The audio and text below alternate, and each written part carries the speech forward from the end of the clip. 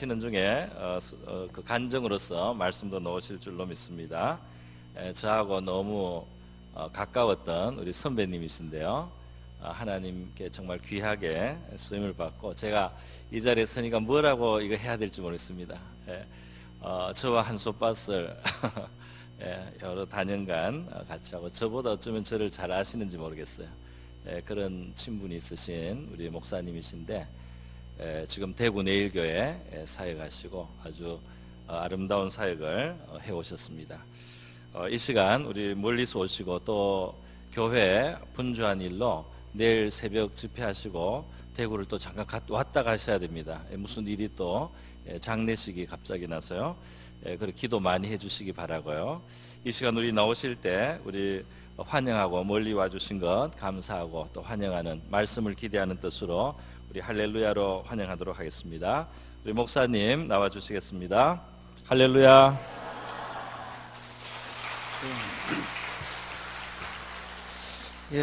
반갑습니다. 우리 오류동 남부교회 제가 이제 처음 이렇게 오는데 오류동하고는 제가 이제 약간 그 연관이 있는 게 제가 우리 집사람이 이제 제가 연애할 때 역곡에 살았습니다. 역곡에. 그래서 제가 7년을 바래도 줬습니다. 7년을. 그래서 이 1호선 그러면 제가 아직도 이빨이 갈리는. 그래서 이제 오류동쯤 오면 이제 다 왔구나 이제. 그래서 그 역곡에 집에 데려다 주고.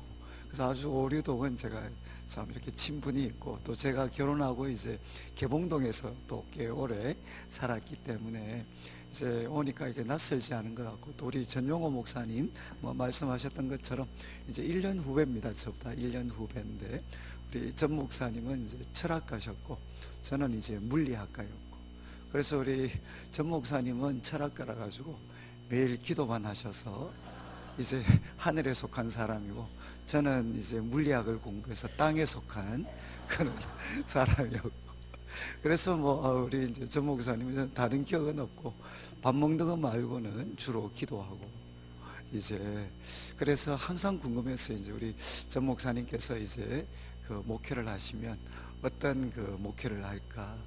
그래서 아마 우리 전 목사님은 지금 제가 잘 모르겠지만 그 도사님입니다. 도사님. 그래서 주일날 말씀 들을 때 조금 혹시 어려운 말씀이면 도사님 말씀이다 이렇게 생각하시고 아마 세월이 지나면 알아들으실 수 있는. 저는 이제 오늘 이제부터 한 5번 정도 말씀을 전하게 되는데 저는 이제 이번에 에베소서의 말씀 아마 우리 목사님 통해서도 들으셨을 수 있는데 에베소서의 말씀을 한번 1장부터 이제 목표는 한번 6장까지 제가 한번 설명을 좀 드릴 수 있으면 좋겠다라고 생각을 합니다. 이제 제가 바로 좀 그 말씀을 전하면 우리 1장 1절을 보시면 이제 하나님의 뜻으로 말미암아 그리스도 예수의 사도된 바울은 그래서 바울은 하나님의 뜻으로 말미암아 이제 그리스도 예수의 사도다라고 자기를 소개하는데 이제 누구한테 편지를 쓰는가 하면 에베소에 있는 성도들입니다. 성도들, 거룩한 사람들이죠. 그래서 보통 이제 영어 번역은 세인트라고 되어 있습니다. 그러니까 예수님 안에 있는 그런 성도들. 그런데 저는 이제 천주교 쪽에 있는 분들과도 같이 좀 교제할 수 있는 기간이 있었는데 천주교 쪽에 있는 분들은 이 세인트가 소문자, 대문자가 아주 차이가 큽니다. 그래서 저희들 보통 세인트 그러면 우리 성도님 옆에 계신 분한테 성도님 이러면 감동이 오시나요? 별로 감동이 안 오시죠. 그런데 이제 천주교 같은 데는 이제 대문자가 되면 우리는 보통 성자라고 이야기합니다. 성자. 그래서 이제 성자라고 이야기하는데 우리 개신교 신학에서는 대문자, 소문자 구분이 없습니다. 그러니까 다 이제 그분들은 특별한 사람이 아니고 다 저희들처럼 예수님을 믿고 성령을 통해서 거룩하게 함을 입었고 또 성령의 도심을 통해서 점점 거룩한 그런 사람들이 되어져 가는 저희들은 같은 이제 세인트죠, 세인트. 그래서 혹시 옆에 계시는 분 보고 성자여 이렇게 한번 말씀을 한번 해보시겠습니까? 한번 그래도 옆에 계신 분 보고 성자님 혹시 한번 이야기해 보시겠어요? 근데 이게 우리나라 말은 성도, 성자가 굉장히 큰 차이가 있는데 영어는 똑같습니다. 세인트입니다. 세인트. 그러니까 이제 옆에 있는 분은 누구냐? 다 이제 성자들이죠. 성자들. 거룩하게 된 사람들. 그리고 우리가 노력해서가 아니라 우리 속에 계신 성령님을 통해서 우리는 점점 성자가 되어서 갈 겁니다. 그래서 이제 사도 바울은 에베소에 있는 그 성도들, 세인트, 이제 성도들에게, 그리고 또 이야기할 때 그리스도 예수 안에 있는 신실한 자들, 신실한 자들에게 편지한다. 또 이 말씀 들으시고 아, 나하고는 해당 사항이 없구나. 왜? 나는 신실하지는 못한 것 같아서. 여러분, 여기 신실한 사람들은 누구겠습니까? 이제 그냥 이렇게 그 뜻으로 하면 믿음을 행사하고 있는, 그러니까 예수님에 대해서 믿음을 행사하고 있는 사람들이 누군가 하면 신실한 사람들입니다. 신실한 사람들. 바로 우리는 누군가 하면 예수님을 향해서 믿음을 행사하고 있는 사람들입니다. 그래서 에베소에 있는 성도들과 또 그리스도 예수 안에 있는 신실한 자들에게 참 편지를 한다. 그런데 여러분, 이 에베소라는 곳은 이제 그 소아시아 지방, 지금의 터키 지방인데, 이제 터키 지방을 당시에 로마가 다스리고 있었습니다. 그런데 로마가 다스리고 있는 이 소아시아 지방에 가장 중요하고 또 정치적으로도 수도였고 가장 큰 도시가 바로 이 에베소였습니다. 그래서 학자들 문헌 같은 데 보면 2000년 전에 그곳 인구가 한 30만 명 정도가 되었다. 그러면 이거는 엄청난, 오늘날로 말하면 이제 서울급이죠. 서울급. 정말 대도시, 이 에베소에 있는 성도들에게 편지를 쓴다고 했습니다. 그런데 여러분, 이 에베소는 정말 대도시였습니다. 그런데 이제 우리 사도행전을 보면 잘 아시겠지만 사도행전 19장을 보면 사도 바울께서 3번 이제 선교 여행을 하셨습니다. 그런데 그 3번째 선교 여행, 이제 바울의 이 3번에 걸친 선교 여행 가운데 아마 겉으로 드러나기에는 가장 놀라운 부흥의 역사가 일어났던 곳이 바로 이 에베소였습니다. 그래서 아마 사도행전 19장을 읽어보시면 이제 사도 바울께서 에베소에 갔을 때 제자들, 이제 요한의, 세례 요한의 제자들을 만나는데 그들에게 이제 질문하죠. 너희가 믿을 때 성령을 받았느냐?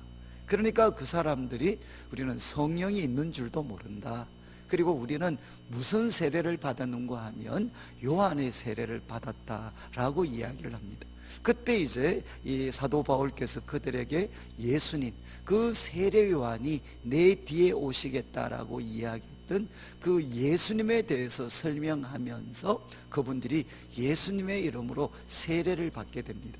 그리고 이제 그들에게 사도 바울이 안수하고 기도를 했을 때 마치 사도행전 2장에 그 예루살렘에서 나타났던 것처럼 그들이 방언하고 예언하고, 그래서 놀라운 성령의 역사가 나타나는데 이제 12명으로 시작이 됩니다.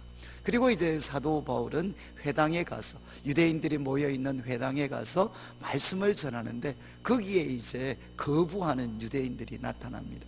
그때 이제 사도 바울께서 이제 뜻을 정해가지고 이제 독립을 합니다. 어디로 옮기느냐? 이제 저희들이 아주 친숙한 단어인데 두란노 서원으로 옮겨서 거기에서 매일마다 하나님의 말씀을 전하게 되고 이 일을 2년 동안 계속하게 됩니다. 2년 동안 매일 말씀을 전하게 되었을 때 그때 이제 사도행전 19장을 보면 아시아에 있는 모든 사람들이 바로 말씀을 듣게 됩니다. 복음을 듣게 됩니다.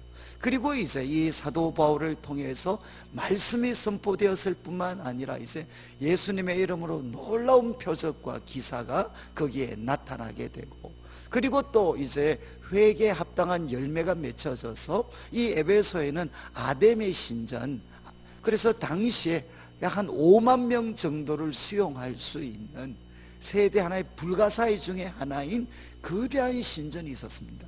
그런데 그 신전에 있었던 수많은 마술하는 사람들이 책을 불사르고 그 팔았던 책을 불태웠던 그 팔아버렸던 돈을 가져와서 참 이렇게 또 사도 바울에게 내어놓게 되고, 그래서 이 에베소라는 곳에 놀라운 부흥이 참 일어나게 됩니다. 그러니까 사도행전을 보면 2장에는 예루살렘에서 놀라운 부흥이 일어나고, 또 11장에 오면 안디옥에서 또 놀라운 부흥이 일어나고, 그리고 사도 바울의 사역 가운데에서는 가장 놀라운 부흥이 일어났던 곳이 이 19장에 기록된 에베소의 부흥이었습니다. 그러니까 지금 이 에베소는 어떤 곳이었느냐, 대도시였을 뿐만 아니라 놀라운 영적인 부흥을 경험했던 곳이 이 에베소였습니다. 그래서 그 에베소 성도들에게 편지한다라고 한 다음 이제 2절 말씀에 보면 하나님 우리 아버지와 주 예수 그리스도로부터 은혜와 평강이 너희에게 있을지어다, 이렇게 그들에게 복을 빌어줍니다. 두 가지죠, 두 가지. 이제 하나님 우리 아버지와 주 예수 그리스도로부터 은혜. 여러분, 은혜는 무엇입니까? 이제 가장 기독교에서 중요한 단어죠. 기독교가 다른 종교와 구별되는 가장 대표적인 것이 뭔가 하면 기독교는 은혜의 종교입니다. 은혜. 그런데 이 은혜가 무슨 뜻입니까? 은혜는 받을 만한 자격이 없는 사람들, 받을 만한 자격이 없는 사람들에게 베풀어 주시는 하나님의 호의와 사랑, 이것을 이제 우리는 은혜라고 이야기를 합니다. 받을 만한 자격이 없는 사람들에게 베풀어 주시는 하나님의 호의와 사랑입니다. 그래서 만약에 이번 부흥회 때 누가 은혜를 받으실 수 있겠습니까? 이번 부흥회 때 누가 은혜를 받으실 수 있을 것 같습니까? 혹시 이번 부흥회 때 내가 그래도 40일 새벽 기도를 하고 또 금식을 하고 이렇게 준비했으니까 하나님이 은혜를 주신다 그러면 나 빼놓고 주실 수 있겠느냐라고 생각하시는 분들은 은혜 받기가 좀 어렵고, 이제 누굽니까? 요번에 부흥회를 하는데 나 같은 사람은 절대 은혜 받을 수가 없어. 나는 그동안 또 좀 이렇게 세상을 향해 가 있었고 하나님과 상관없는 삶을 살았는데 나 같은 사람은 이제 하나님의 은혜와는 상관이 없을 거야 라고 생각하시는 분들은 어떻게 되겠습니까? 그분들은 은혜를 받으실 수가 있습니다. 왜? 은혜라는 그 단어의 정의가 뭔가 하면 받을 만한 자격이 없는 사람들, 그들에게 베풀어 주시는 하나님의 호의와 사랑이 바로 은혜입니다. 은혜. 그런데 이제 이 은혜가 부어졌을 때 이제 무엇이, 은혜의 결과가 무엇이냐? 하나님이 주시는 이 은혜를 받고 나면 결과가 뭔가 하면 바로 평화입니다. 평화. 이 평화는 사실 에베소서의 주제가 되는 단어입니다. 주제. 평화. 은혜의 결과가 무엇이냐? 평화입니다. 여러분, 이제 성경은 이 평화에 대해서 네 가지 측면에서 이렇게 설명을 합니다. 하나는 뭔가 하면 이제 하나님과 나 사이, 하나님과 나 사이에 평화가 있는가. 그리고 또 두 번째는 나와 나 사이, 내가 내 자신에 대해서 평화하고 있는가. 그리고 세 번째는 나와 너 사이에 평화가 있는가. 그리고 조금 더 이제 확장을 하면 네 번째는 내가 나 자신이 하는 일과 과연 평화를 누리고 있는가. 근데 여러분, 이제 한국 분들은 이렇게 그 평화에 대해서 좀 오해하시기가 쉽습니다. 저는 이제 우리 청년들을 오랫동안 섬겼기 때문에 우리 청년들한테 요즘 너희 집 평화롭냐? 이렇게 물으면 애들이 목사님 요즘 좀 평안합니다. 그래서 제가 어떻게 무슨 근거로 그래 이야기할 수 있냐? 그러면 애들이 뭐 99% 하는 말이 요즘은 덜 싸우십니다. 이렇게 이야기를. 그래서 우리 한국 사람들한테는 평화는 무엇이냐? 안 싸우면 평화입니다. 그런데 여러분, 안 싸워도 철천지 원수로 살아가시는 분들이 얼마나 많습니까? 성경이 이야기하는 평화는 안 싸우는 것이 평화가 아니고 내면의 적대감이 무너지는 겁니다. 내면의 적대감이 무너져서 사랑으로 연합되어지는 것, 이게 뭔가 하면 성경이 이야기하는 평화입니다. 그래서 여러분, 우리는 이제 우리가 계속 에베소서를 살피면서 나오겠지만 하나님과 우리 사이에 평화가 깨어졌었죠. 하나님은 죄 때문에 우리를 미워하시고, 또 우리는 하나님의 사랑에 대해서 의심하고, 그리고 또 하나님에 대해서 항상 우리는 자기중심적인 입장을 가지고 있었으니까 우리도 하나님을 향해 적대감을 가졌습니다. 그런데 이제 예수님을 통해서 우리는 하나님과 우리 사이에 평화를 누리게 됐습니다. 그리고 이제 두 번째는 나와 나 사이죠. 여러분은 여러분 자신이 이렇게 좀 자랑스러우신가요? 어떻습니까? 여러분이 자기 자신을 볼 때 좀 자랑스럽습니까? 아담과 하와가 선악과를 따먹고 나서 제일 먼저 했던 행동이 무엇이죠? 하나님을 향해 피하게 됩니다. 이제 숨게 되죠. 그리고 또 두 번째 무엇을 합니까? 자신을 가리게 됩니다.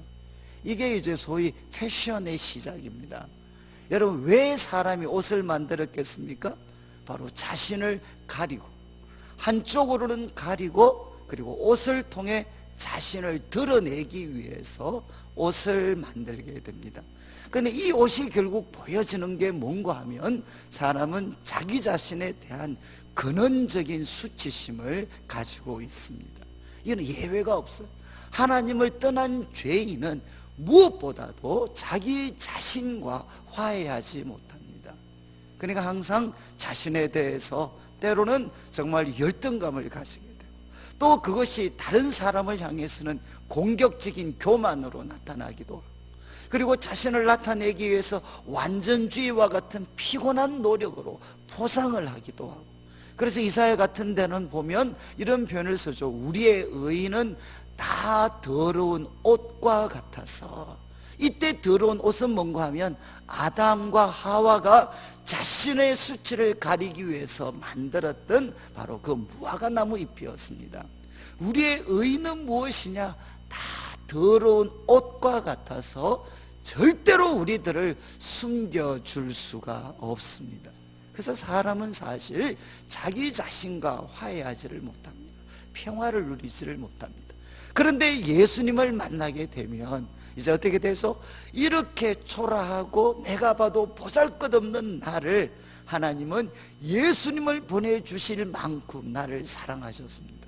그리고 그 예수님을 통해서 볼 때 나를 살리시려고 하나님은 예수님이라는 대가를 지불하셨습니다. 이걸 볼 때 어떻게 돼서 내가 얼마나 귀한 사람인가, 내가 부족하지만 하나님이 보실 때 얼마나 귀중한 사람이고 얼마나 놀라운 잠재력이 있는 사람인가 하는 것을 알게 되어서 비로소 우리는 예수님을 통해 나 자신과 화해를 할 수가 있습니다.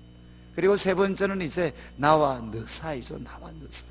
오늘날 우리 한국 사회는 분노 사회라고 해도 과언이 아닙니다. 정말 나와 너 사이에, 여러분 아담과 하와가 타락하고 나서 어떻게 했죠? 아담 왜 먹었느냐? 그러니까 아담은 하와에게 넘겼습니다. 그리고 또 하와는 뱀에게 넘겼습니다. 이 세상은, 하나님을 떠난 세상은 뭔고 하면 끊임없는 책임 전가, 그리고 서로 경쟁하고 그 속에서 시기와 살인을 하게 되고, 그래서 인간 사회를 이렇게 피곤하게 하는 게 무엇이냐? 이제 나중에 에베소서를 살피면서 명확하게 나타나겠지만 인간 사회를 이렇게 피곤하게 하는 것은 비교식입니다. 그래서 이런 유명한 예화가 있죠. 어떤 한 사람, 어떤 왕이 정말 이렇게 자기 신하들 중에 2명이 큰 공을 세웠습니다. 그래서 왕이 너무 기특해가지고 2명을 불러서 이렇게 제안을 합니다. 야, 너희들이 내한테 부탁하는 거는 다 들어주겠다. 그런데 다 들어주는데 조건이 하나 있습니다. 첫 번째 사람한테 너가 나한테 부탁하는 거 다 들어줄게. 그런데 조건이 하나가 뭔가 하면 네가 내한테 요구해서 내가 나한테 주는 것에 배를 지금 옆에 있는 사람한테 주겠다는 거예요. 이해가 되셔요? 그래서 이 사람이, 첫 번째 사람이 나한테 1억을 요청을 하면 1억을 주면 옆에 있는 이 사람한테는 2억을 주겠다는 거예요. 여러분이 만약에 이 첫 번째 A라는 사람이었으면 원하는 대로 다 주는데 여러분 뭘 구하시겠습니까? 갑자기 한 100억 정도 구하려고 했는데 막 상상만 해도 기분이 좋죠. 그런데 갑자기 뭐가 막 배가 막 아파요. 왜 배가 아픕니까? 옆에 있는 사람은 200억을 받겠다. 그렇지 않나요? 그러니까 무엇이든지 구해라 다 주는데 가슴이 아픈 거는 옆에 있는 사람은 2배를 가지게 돼요. 그래서 이 사람이 오랜 장고 끝에 악수를 둡니다. 왕한테 뭘 구했겠습니까? 왕이시여 저의 한눈을 뽑아주십시오. 이렇게 이야기를 해요. 그러면 어떻게 됩니까? 옆에 있는 사람은 2눈을 뽑혀요. 여러분 이게 뭐냐? 인간의 비교의식입니다.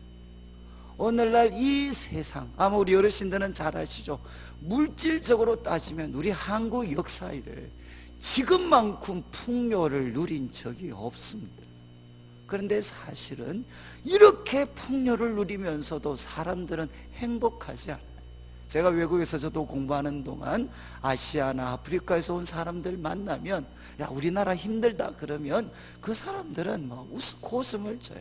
야 너희는 그렇게 힘들다고 이야기하지만 이제 자기들이 겪고 있는 그 극도의 혼란과 가난에서는 한국 사회는 완전히 벗어나 있습니다.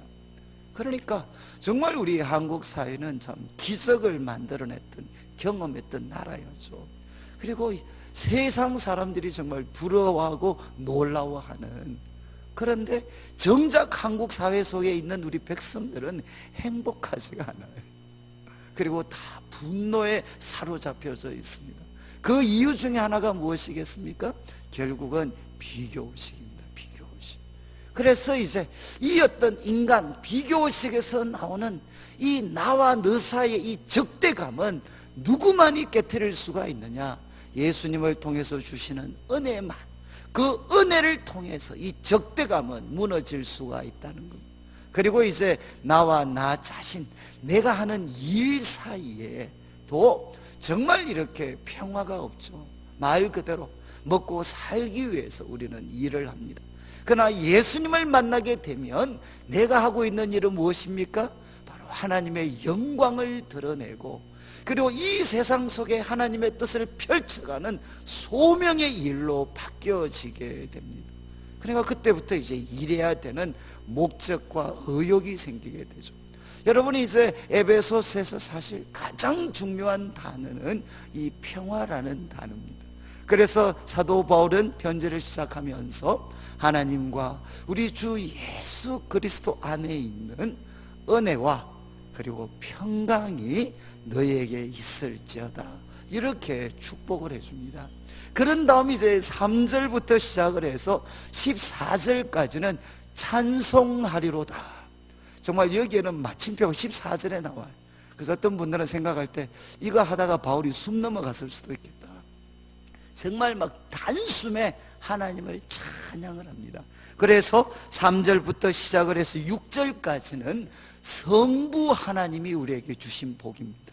그리고 또 7절부터 시작을 해서 12절까지는 성자 예수님께서 주신 복, 그리고 이제 13절과 14절은 성령 하나님께서 주신 복, 이렇게 우리가 좀 구분을 하면 좋을 것 같습니다. 그래서 3절에 사도 바울께서 찬송하리로다, 그런 다음 하나님 곧 우리 주 예수 그리스도의 아버지께서 그리스도 안에서 뭐라고 했습니까?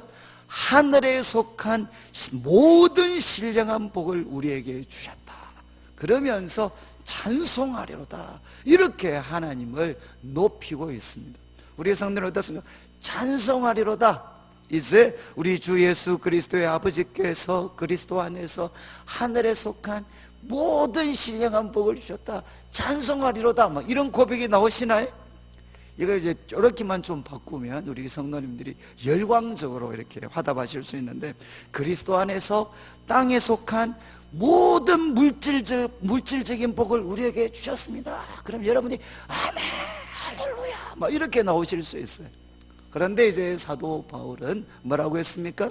하늘에 속한 모든 신령한 복, 우리 성부 하나님께서 그리스도 안에서 우리에게 무엇을 주셨느냐? 하늘에 속한, 땅에 속한 게 아니라 하늘에 속한 물질적인 것이 아니라 바로 신령한 복, 영적인 복을 우리에게 주셨다는 것입니다. 여러분, 이제 이 영적인 복은 물질진과 상관이 없는 게 아닙니다. 성경에서 영이라는 것은 뭔가 하면 본질입니다. 본질.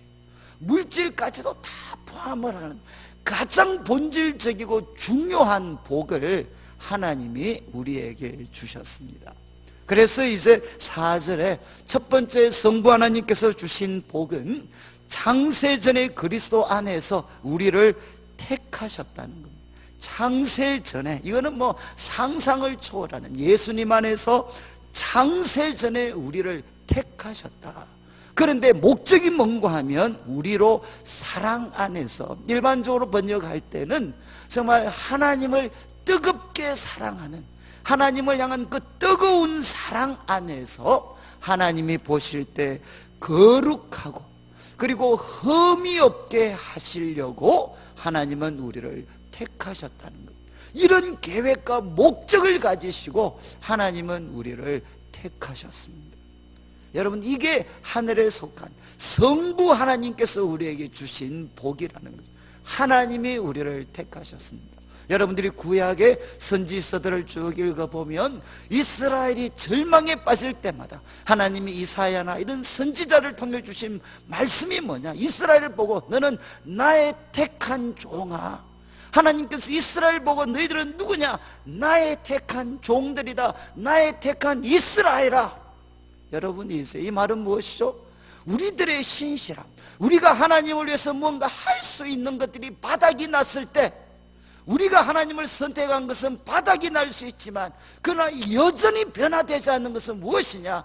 하나님이 우리를 택하신 것은 영원히 변함이 없습니다. 여러분, 이제 사도 바울은 우리 성도들을 향해 이야기하죠.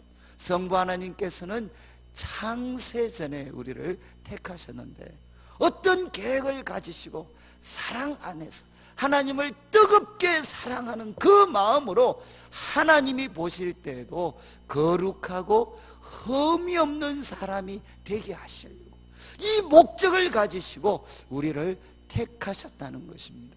그러면 우리 성도님들, 이 하나님의 계획과 목적이 이루어지겠습니까? 안 이루어지겠습니까?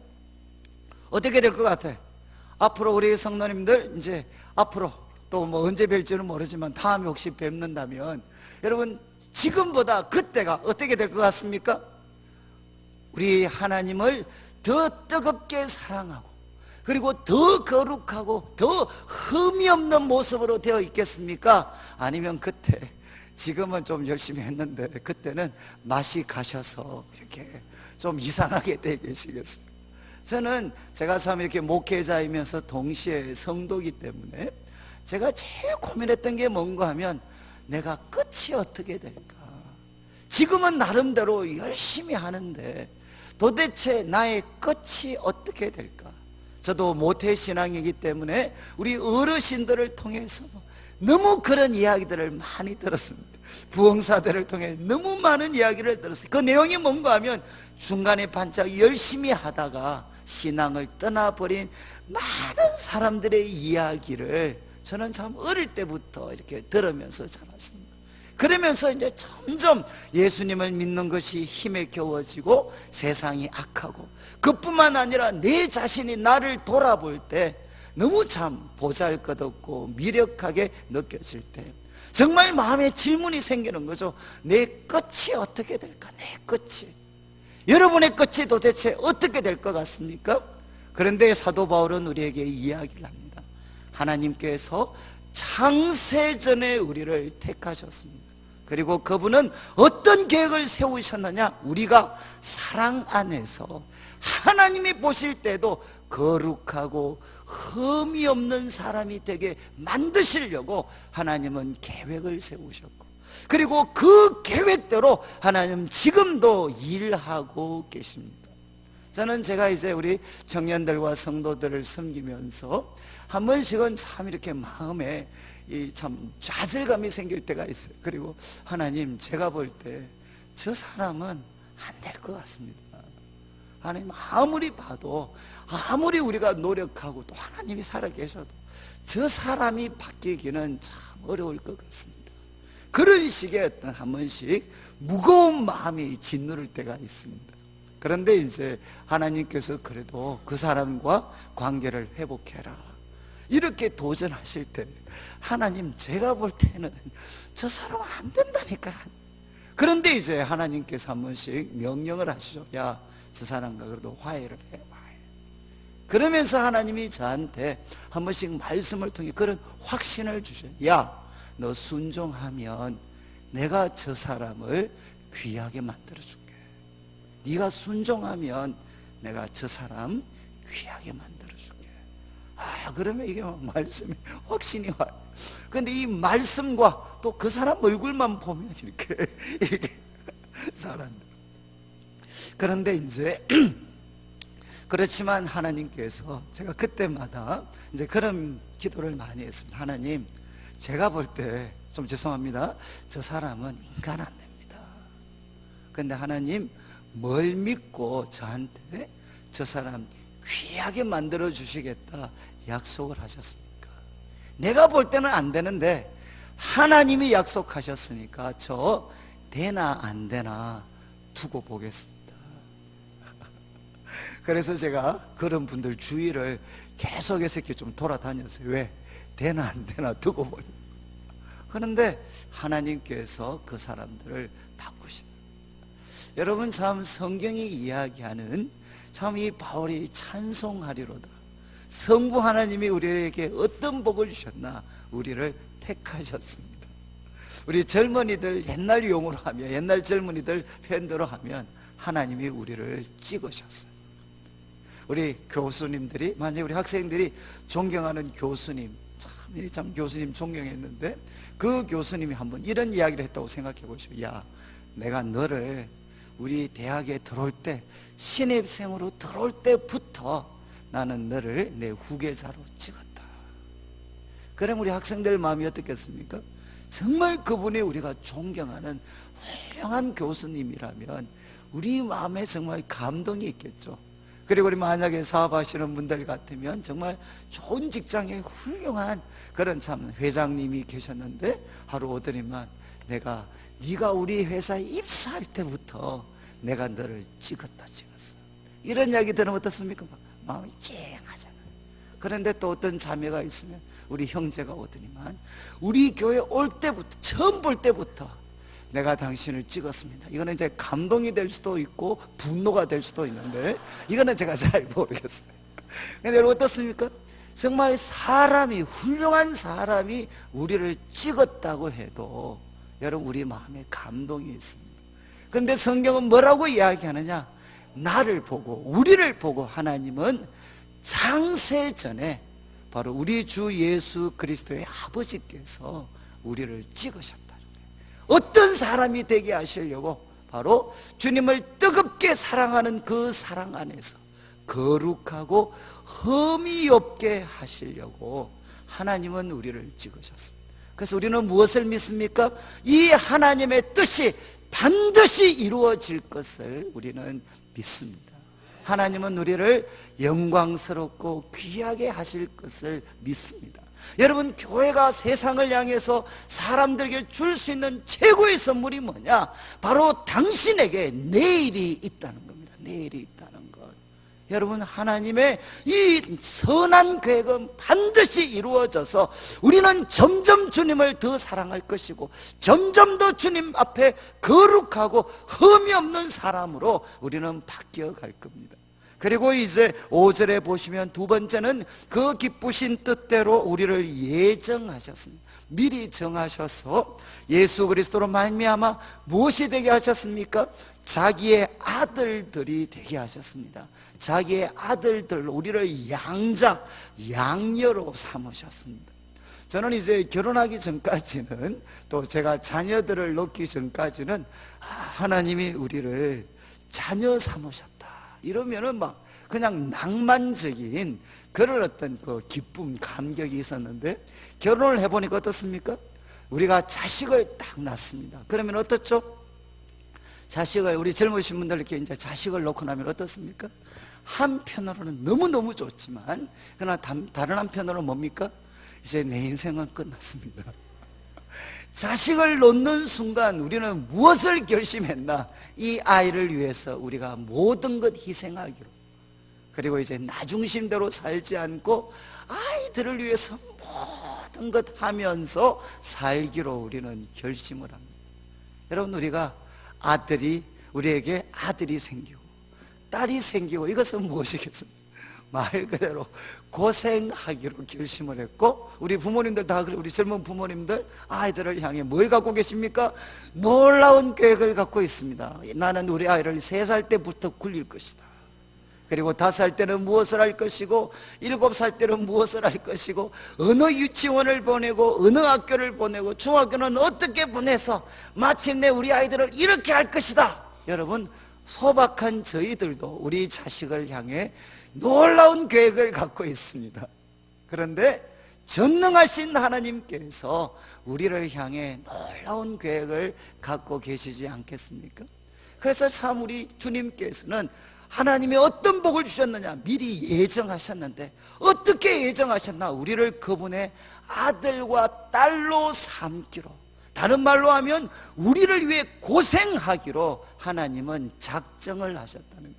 제가 예전에 토론토 대학에서 이제 그 영성신학이라는 것을 공부를 했는데, 제가 토론토에서 만났던 분 중에 참 그 잊을 수 없는 분 중에 한 분이 아마 우리 한국에도 여러 번 소개가 됐었는데, 신호범 박사라고 혹시 들어보셨습니까?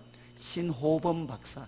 이분이 이제 누구신가 하면, 여러분, 캐나다에 온타리오라고 주가 하나 있습니다. 미국에 이제 뭐죠 이렇게 미국의 무슨 주처럼 우리 캐나다에도 온타리오 주가 있는데, 그 온타리오 주 안에만 제가 유학할 당시에 3,000명의 한국 입양아가 거기 와 있었습니다. 이해가 되셔요? 3,000명 우리 아이들이 바로 캐나다로 입양이 됐어요. 3,000명이. 그런데 그 부모들이 참 이렇게 훌륭하십니다. 그래서 그 아이들에게 한글 교육을 시키고, 그리고 다 외국 부모님이신데 그래도 이렇게 정기적인 모임을 하는 분들이 참 많으셔요. 그런데 이제 이 한국에서 입양된, 정말 캐나다로 입양된 우리 한국 아이들, 그 모임이 되면 꼭 오시는 강사가 누구냐? 이 신호범 박사입니다. 이분은 말 그대로 이제 우리 한국에서 태어났지만 외국에서 입양된 사람들, 그 입양된 사람들의 하나의 그 희망입니다. 희망. 근데 이 신호범 박사 아마 많이 들으셨겠지만, 이제 태어나서 참 이렇게 집이 너무 힘들어져 가지고 이제 어머님이 돌아가셨고, 너무 힘드셔서 아버님이 이제 결국은 신호범 이분을 그냥 버려버리십니다. 그냥 버려버리셔요. 그래서 이제 어렸을 때 이제 서울역에서 말 그대로 거지 행동을 합니다. 거지 인생을 하죠. 그래서 자기하고 같이 가까웠던 그 구걸했던 애들이 배가 고파서 죽어가는 모습들도 보고, 정말 이렇게 17살인가가 될 때까지 학교 문턱에 한 번도 가보지 못했던 그런 비참한 생활을 이 신호범 씨가 하셨어요. 그런데 이제 이분에게 정말 놀라운 일이 일어나게 됐죠. 이분이 미군 부대에서 급사로, 우리로 하면 시다죠, 시다. 급사로 이렇게 일을 하고 있었는데, 그때 그 당시 한국 전쟁 때 왔던 그 치과 의사가 한국으로, 자기 본국으로 돌아가면서 신호범 이 학생을, 애를 이제 자기 아들로 입양을 시킵니다. 너 내하고 같이 갈 거냐? 그래서 입양을 시켜요. 그래서 이제 이 미국에 돌아가서 아니 18살까지 학교 문턱에도 한번 못 간 사람인데 정말 이제 가족들이 공부를 시키고, 이 아버지가 치과의 사셨는데도 돌아와서 아이한테 수학을 가르치고 공부를 가르치고, 그래서 마침내 정말 그 아버지와 그 가족들의 사랑을 통해서 이분이 기적적으로 거기를 우리로 말하면 검정고시를 다 치게 되고 나중에 대학을 졸업하게 되고, 그리고 이제 이분이 박사학위를 받습니다. 박사학위를 받아서 우리 한국 분으로서는 그 워싱턴 주에서 우리로 말하면 이제 의원이 되셔가지고 정말 영향력을 끼치는 그런 분이 되시죠. 그러면서 이분의 그 간증을 들으면 정말 자기는 희망이라고는 하나도 발견할 수 없었던 가장 비참하고 초라한 사람이었는데, 그럼에도 불구하고 한 훌륭한 사람이 바로 그를 입양을 해서 데리고 가서 정말 그분이 가진 사랑으로 능력으로 그분을 돌보았을 때 그에게 놀라운 새로운 삶이 펼쳐졌죠. 제가 이 말씀을 드린 게 뭐겠습니까? 이게 바로 입양이 가지는 의미입니다. 입양. 여러분, 하나님의 자녀가 될 때 우리는 과거의 그 신호범 그분처럼 어쩌면 구걸하고 세상에서 아무런 소망을 가질 수 없었던 그런 삶의 형편에 놓여졌을 수도 있죠. 그러나 하나님이 우리 같은 사람을 예수 그리스도의 십자가의 죽으심과 부활을 통해서 하나님은 우리를 바로 그분의 자녀로 입양을 하셨습니다. 그래서 우리의 아버지는 누구시냐? 바로 하나님이시죠. 우리 성도님들의 하나님은 누구신가 하면 바로 아버지십니다. 하나님이십니다. 그래서 그 하나님이 여러분 인간적인 아버지도 그분의 사랑과 능력을 통해 한 사람의 생애를 그렇게 바꿀 수 있다면, 여러분 하나님의 사랑과 능력과 지혜와 그 부하심이 우리들의 삶을 바꿔 놓을 수가 없겠습니까? 여러분, 이제 하나님은 우리를 바로 그분의 자녀로 입양해 주셨습니다. 우리는 누구냐? 하나님의 아들이죠. 여러분, 유명한 이런 예화가 있잖아요. 미국에서 이렇게 예배를 드리는데 그 예배에 누가 참여를 했느냐? 소위 자기 아버지가 누구인지 모르는, 지금 태어나 있긴 있는데 자기 아버지가 누구인지 알지 못하는 한 이제 소위 중고등학생 한 청소년이 그 예배를 드리고 있었어요. 그래서 이 애는 예배를 드릴 때 하나님으로부터 받는 은혜가 너무 큰데 꼭 예배 끝나기 직전에 이제 그곳을 빠져나갑니다. 그래서 왜 그렇게 빠져나가나? 이유는 여러분 지금도 우리 이제 예배 마치시면 우리 특별한 일 없으면 우리 장로님들이 쭉 서 계시잖아요. 서 계시다 우리 성도님들 나오면 인사를 합니다. 그리고 특별히 이제 이런 학생들이 중고등학생들이나 또 대학생들이 오면 꼭 인사하면서 뭘 묻습니까? 야, 너 아버지 누구야? 이렇게 묻잖아요. 이거는 우리나 미국이나 똑같은 것 같아요. 그러니까 예배를 마치고 나면 교회 어른들과 인사를 해야 되는데 꼭 그분들이 무엇을 묻느냐? 아버지 누구야? 이렇게 묻는 거죠. 그 질문을 얘가 견딜 수가 없었다. 그래서 이제 예배만 드리고 나면 축도하기 전에 그냥 도망을 갑니다. 그런데 이제 하루 예배를 드리는데 은혜를 너무 세게 받아가지고 그만 이게 도망을 못 가게 됐어요. 그래서 이제 이미 이제 예배는 마쳤고 이제 우리 목사님과 어르신들이 쭉 서 계십니다. 그리고 이제 얘는 두근거리는 마음으로 이제 그 앞을 지나가요. 그런데 그때 목사님께서 그 아이를 부르더니만 악수를 하면서 정말 안 물었으면 좋았는데 질문을 했어요. 너 아버지 누구야? 이렇게 물었어요. 그러니까 얘가 말 그대로 이제 얼음장이 되어버렸어요. 아무 말도 못하고 얼음장이 됐어요. 그런데 그때 이제 목사님이 그 청소년의 평생을 바꾸는 말을 하게 돼요. 뭐라고 이야기했느냐? 너 그래, 너 you are son of God. 너 하나님의 아들이지. 이렇게 한마디를 해주셨어요. 그 한마디가 바로 그 청년, 그 청소년의 삶을 송두리째 바꾸게 돼요. 자기는 누가 아버지인지, 아버지가 어떤 사람인지도 몰랐지만 중요한 것은 무엇이냐? 지금은 나는 하나님의 아들로 입양이 됐고 내 삶은 누가 책임지느냐? 하나님의 사랑, 능력, 지혜가 내 삶을 책임집니다. 여러분, 사실 우리 그리스도인이 가지고 있는 가장 놀라운 복은 뭐 아파트 몇 평이냐, 이게 아니죠. 우리가 가지고 있는 가장 놀라운 복은 바로 우리가 하나님의 아들과 딸이 되었습니다. 그래서 이제 6절 말씀을 보시면 목적이 하나님이 우리를 택하시고 우리를 그분의 아들과 딸로 예정하신 그 목적이 무엇이냐? 이는 그가 사랑하시는 자 안에서 우리에게 거저 주시는 바 그의 은혜의 영광을 찬송하게 하려는 것이다. 바로 예수님 안에서 이 은혜를 하나님은 거저 주신다는 거죠. 예수님 안에서 거저 주시는 이 은혜, 이 영광스러운 은혜를 찬송하게 하려는 것이다. 그래서 우리는 찬송을 해야 됩니다. 그리고 7절부터는 이제 성자 예수님이 주신 복인데, 7절을 보시면 우리는 그리스도 안에서 그의 은혜의 풍성함을 따라 그의 피로 말미암아 우리는 무엇을 받았습니까? 속량 곧 죄 사함을 받았느니라. 여러분, 우리는 예수님을 통해서 어떤 복을 누리게 되었느냐? 그분의 피로 우리는 속량, 이것은 값을 치르고 풀어주는 것입니다. 이거는 노예한테 적용이 되면 값을 치르고 그 노예에서 풀어주는 거죠. 그리고 감옥에 갇힌 사람에게는 돈을 지불하고 그 감옥에서 풀어주는 것입니다. 여러분, 그리고 우리 구약 성경을 통해서 보면 이 속량이라는 회복이라는 뜻도 담겨져 있어요. 여러분, 우리는 예수님의 피로 말미암아 우리는 바로 감옥에서, 노예에서 해방이 되고 하나님이 원래 우리에게 약속하셨던 그 아름다운 그 유산들을 우리는 이제 회복할 수 있게 되었습니다. 이게 이제 예수님을 통해서 하나님은 우리를 이제 죄사함, 속량해 주셨어요. 제가 이제 청년들을, 요즘 이제 제가 청년들 이렇게 집회 나가면 이제 청년들 중에 요즘은 좀 덜한데 과거에는 이 상담을 이렇게 요청하는 일이 참 많았습니다. 근데 제가 한번 이제 우리 밖에서 이제 집회를, 청년들 집회를 하는데 정말 제가 이 기둥하고 가까운 데 있는 계시는 분들은 제가 별로 좋게 생각을 안 해요. 왜냐하면 이 기둥 쪽에는 이 숨어 계실 수 있고, 주무실 수도 있고, 안식하실 수도 있고, 뭐.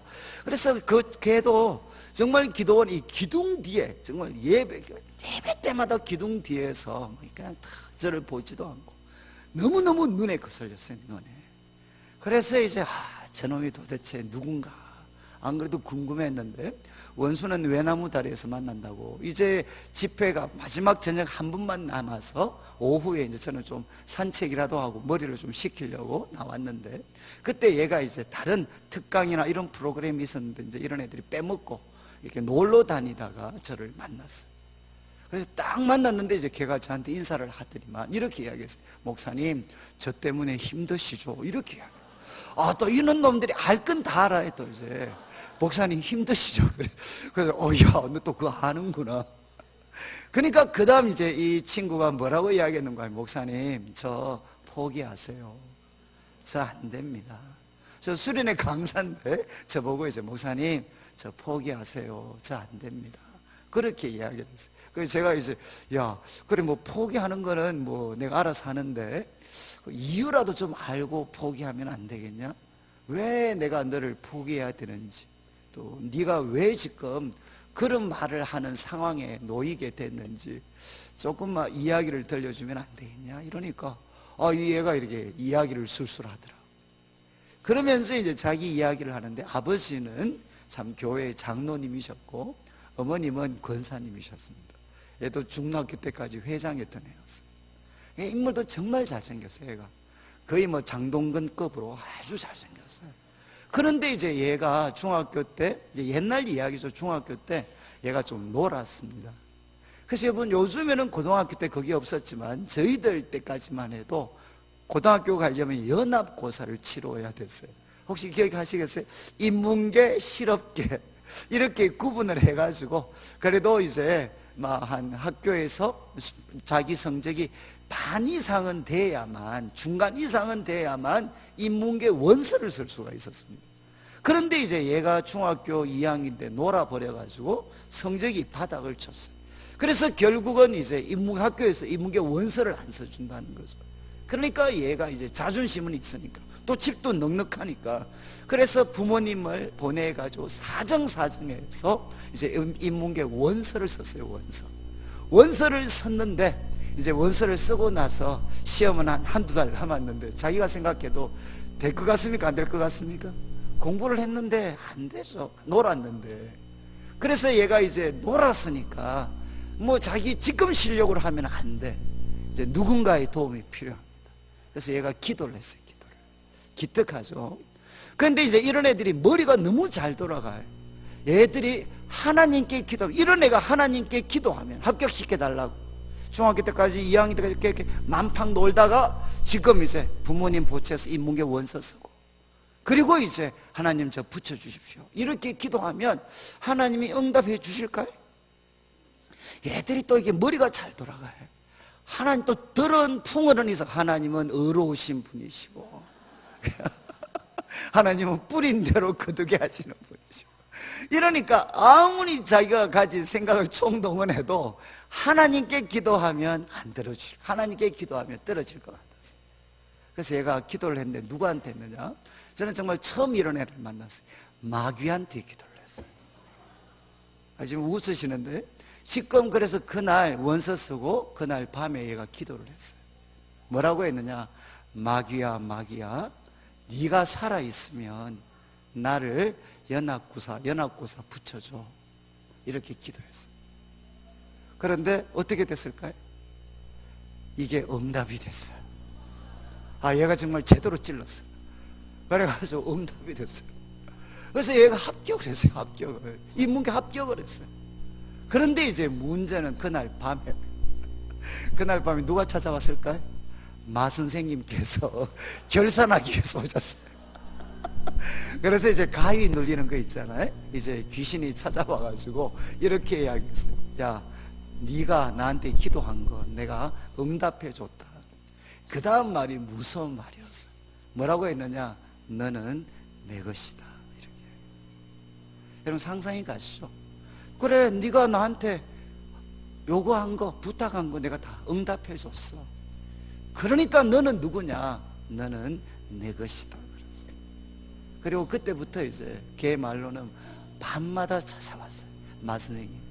그래서 애를 이렇게 누르기 시작했어요. 근데 얘는 저항할 수가 없어요. 왜? 기도 응답을 받았기 때문에. 그리고 그 마 선생님의 것이 됐어요. 근데 이거를 부모님들한테 이야기할 수 있겠습니까? 이런 애가 교회 가서 예배 드릴 수 있겠어요? 예배 못 드리죠. 그러니까 애가 너무 괴로워서 매일 술만 마셔요. 그리고 이제 그래도 어떻게 대학은 들어갔어요. 대학은 갔는데 완전히 폐인이 됐어요. 폐인이.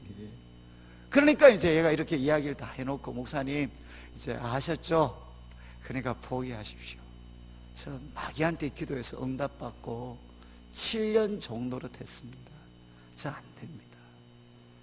그래서 제가 놀라고, 야, 니 대단하다. 너 꼭 그 파우스트에 나오는 것처럼 영혼을 팔아버려. 그래서 제가 이제 걔한테 한번 질문을 한번 했어요. 야, 한번 생각을 해봐라. 여기에 저울이 있다. 저울. 여러분 이제 저울 아시죠? 저울이 있는데 이쪽 한쪽 끝에는 네가 마귀한테 기도해서 응답받고, 그리고 오랜 세월 종로로 됐던 죄를 이쪽 저울 끝에다가 한번 둬라. 그럼 어떻게 됐겠냐? 그럼 걔가 이야기해요. 이게 막 저리 팍 올라가겠죠. 이 엄청나게 무거운 죄, 그걸 저울 한쪽 끝에 대면 뭐 팍 올라갑니다. 그리고 또 제가 이제 그래, 또 두 번째 질문했어요. 그러면 이 저울 반대쪽에 예수님의 피를 한번 올려보자. 그래서 제가 질문을 했어요. 그러면 저울이 어느 쪽으로 기울겠냐? 제가 이제 한번 질문을 했어요. 또 이런 애들이 머리는 잘 돌아가잖아요. 그래서 한참 생각하더니만 이야기를 했어요. 아이, 목사님, 그거는 예수님의 피 쪽으로 기울게 돼 있죠. 여러분, 이게 뭔가 하면 바로 구속입니다. 구속, 속량입니다. 여러분, 마귀한테 기도해서 응답을 받고 7년 동안 노예로 산 죄는 어마어마한 죄입니다. 그렇지만 이것보다 더 무겁고, 성경에서는 영광스럽다는 것은 더 무거운 것이거든요. 이것보다 더 영광스러운 것이 무엇이냐? 예수 그리스도의 보혈입니다. 그 보혈은 어떻게 됩니까? 그 무서운 죄보다도 예수님의 피가 더 무겁고 영광스러워요. 그 말은 뭐죠? 예수님의 피는 바로 우리의 죄를, 그 값을 지불하고 우리를 풀어줄 수가 있습니다. 그래서 저는 이제 이 구속, 여기서는 속량이라고 했는데, 이 속량이라는 게 무엇이냐, 저는 그런 표현을 많이 씁니다. 속량은 무엇이냐? 그것은 바로 과거 청산이다. 여러분, 우리 정치 쪽에서 이런 표현을 많이 쓰는데, 왜 그분들이 그렇게 과거사 청산에 그렇게 목숨을 걸겠습니까? 저희도 같이 공부를 했잖아요. 그러니까 우리 한국 사회의 모순은 한 번도 과거를 제대로 청산하지 못한 데서 모든 문제의 뿌리가 있다. 이게 이제 좌파의 인식입니다. 그러니까 어떻게 되죠? 그 과거사를 깨끗하게 청산하면 이 뒤엉켜져 있는 이 어떤 현실이 바로 잡혀질 수 있지 않겠느냐. 사실 그 부분에 일견 충분히 공감할 수 있어요. 여러분, 저는 우리 청년들, 성도들을 섬기면서 이렇게 과거에 묶여있는 분들이 너무너무 많이 계셔요. 제가 청년들한테 한 번씩 만나서 야, 좀 열심히 해라 야. 그러면 애들이 뭐라고 이야기하느냐? 목사님, 제 인생은 중학교 3학년 때 끝났습니다. 내가 그 인간, 그 친구와 제가 한 2년 놀았을 때 내 인생은 끝났습니다. 그리고 여자분들이 가장 많이 하소연하는 거, 목사님 저는 안 됩니다. 왜? 저 인간하고 결혼하면 내 인생은 끝이 났습니다. 이런 분들이 너무너무 많아요. 너무너무 많아. 그러니까 안 된다는 거예요. 안 된다는 거예요. 여러분, 그런데 성경이 이야기하는 게 무엇이죠? 여러분, 우리가 잘못 선택했고, 그리고 그 잘못된 선택의 대가를 우리는 엄청나게 지불했고, 그리고 이 세상 우리가 가지고 있는 것으로는 이 어떤 소위 값을 지불할 수가 없습니다. 그런데 성경이 이야기하는 가장 놀라운 소식은 무엇이냐? 바로 예수님께서 자기 생명을 속전으로 값으로 지불해 주셔서 누구도 청산시킬 수 없는 우리들의 과거를 예수님은 깨끗하게 청산해 주셨어요. 값을 지불하고 우리를 풀어주셨고, 이것을 성경은 뭐라고 이야기하느냐? 우리들의 죄를 씻어 주셨습니다. 여러분, 이제 예수님께서는 우리에게 어떤 복을 주셨느냐? 그분의 피로 우리를 속량, 그리고 우리에게 죄사함의 은혜를 주셨습니다. 그리고 또 이어지는 8절부터 이는 그가 모든 지혜와 총명을 우리에게 넘치게 하셨습니다. 우리에게 모든 지혜와 총명을 넘치게 하셨고, 그리고 그 뜻의 비밀을 우리에게 알려주셨습니다. 하나님이 역사를 움직여 가시는 그 뜻의 비밀을 우리에게 알려주셨습니다. 그래서 9절 후반부 그 기뻐하심을 따라 그리스도 안에서 때가 찬 경륜, 하나님의 그 경영 계획이죠. 역사를 움직여 가시는 그 경영 계획, 그 경륜을 위하여 예정하신 것이다. 여러분, 하나님 뜻의 비밀이 무엇이겠습니까? 이제 10절에 나와 있습니다. 10절을 보십시오. 하늘에 있는 것이나 땅에 있는 것이 다 그리스도 안에서 통일되게 하려 하십니다. 여러분, 이제 하나님께서 이 역사를 움직여 가실 때 이 역사는 어느 방향을 향해서 간다는 겁니까? 하늘에 있는 것이나 땅에 있는 것이나 이 모든 것이 그리스도 안에서 통일되는 것, 이것이 바로 하나님의 역사의 끝이 목적지라는 것입니다. 여러분들아, 우리가 지금 아직도 이념과의 그 대립 갈등들이 아주 극심한데, 여러분, 이제 자본주의 쪽에 서 있는 분들은 역사의 끝은 무엇입니까? 누가 승리하죠? 누가 왕이 됩니까? 자본가가 승리하게 되어 있습니다. 그러나 사회주의 쪽은 뭐라고 이야기하느냐? 이 역사는 어느 쪽을 향해 가느냐? 민중이 주인되는 세상을 향해 가고 있다 라고 그분들은 이야기합니다. 그래서 과거에 그 독재 정권이 그렇게 서슬이 시풀었을 때도 그들은 뭐라고 이야기했느냐? 역사의 법칙이 있는데 그 법칙은 민중들이 주인되는 세상을 향해 가고 있다. 우리는 그날을 기다리고 있고 그날은 반드시 올 것이다 라고 그들은 이야기를 했습니다. 그러나 여러분, 성경은 자본가가 주인되는 세상으로 끝나는 것도 아니고 민중이 주인되는 세상으로 끝나는 것도 아니고 누가 왕이 되느냐? 바로 하나님께서 왕이 되시는, 그리스도가 왕이 되시는 것으로 이 역사는 가고 있다는 것입니다. 여러분 한번 보시죠. 하늘에 있는 것이나 땅에 있는 것이 그리스도 안에서 통일되게 하려 합니다. 여러분, 통일되려면 어떻게 해야 되죠? 어떻게 하면 남과 북이 하나가 될 수 있습니까? 통일될 수 있습니까? 아주 단순하게 말씀드리면 통일이 되려면 머리가 하나가 돼야 돼. 그렇지 않나요? 머리가 하나가 돼야만 바로 그 머리를 중심으로 통일이 될 수 있습니다. 하나님께서 이 역사를 움직여 가실 때 이 역사는 어디를 향해 가고 있느냐? 바로 그리스도가, 하늘에 있는 것이나 땅에 있는 모든 것이 그리스도를 왕으로 모시는 그 방향을 향해 역사는 움직여 가고 있다는 것입니다. 그래서 과거 우리 운동권 애들은 그런 이야기 했죠. 민중이 주인되는 세상이 올 것인데 지금 현실은 그렇지 않지만 우리는 믿습니다. 바로 그 방향을 향해 가는 것을. 그래서 그 방향을 향해 가는 자리에 서 있는 자신들을 보고 지식인이라고 불렀어요. 지혜와 총명이 가득한 사람이라고 스스로를 이야기했습니다. 그러나 사도 바울은 그렇게 이야기하지 않죠. 뭐라고 이야기합니까? 역사의 끝은 누가 왕이 되느냐? 바로 그리스도가 왕이 되십니다. 여러분, 요한계시록의 끝이 바로 이거죠. 그분이 만왕의 왕, 만주의 주가 되십니다. 여러분, 그리스도가 하늘에 있는 것이나 땅에 있는 모든 것이 그분을 왕으로 섬기게 됩니다. 그리고 우리 그리스도인들은 누구죠? 이것을 먼저 알고 있는 사람들입니다. 그런 뜻에서 우리는 모든 지혜와 총명을 가지고 있는 사람들. 그래서 이 세상은 인정하지 않지만 우리는 어떻게 살아가시느냐? 어떻게 살아가느냐? 반드시 다가오는 새로운 세상, 그날에는 주님이 왕이 되시는데 그것을 먼저 우리들의 삶에서 실천해 가는 사람들이 누구냐? 바로 우리 그리스도인들이라는 겁니다. 여러분, 그래서 우리 그리스도인들은 모든 지혜와 총명을 하나님께 받고 역사의 비밀을 아는 사람이 되어서 마침내 역사 끝에 이루어질 그 사건을 지금 실천하면서 살아가는 것입니다. 그래서 우리는 나 자신의 왕도 누구라고 인정합니까? 예수님이라고 인정합니다. 그리고 우리 가정을 어떤 가정으로 세워가려고 합니까? 예수님이 왕이 되는 가정으로 세워가려고 합니다. 그리고 우리는 주님의 몸된 교회를 어떤 공동체로 세워갑니까? 예수님을 왕으로 하는 공동체로 우리는 세워갑니다. 그리고 우리 삶에서, 우리 직장과 우리 삶의 모든 그 일터에서도 세상은 그렇게 인정하지 않지만 우리는 어떻게 살아가느냐? 예수님을 주님으로 모시고 살아가게 됩니다.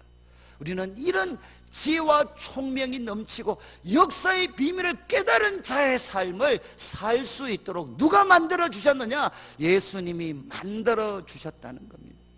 그리고 세 번째는 11절에 모든 일을 그의 뜻의 결정대로 일하시는 이의 계획을 따라 우리가 예정을 입어 그 안에서 기업이 되었나니.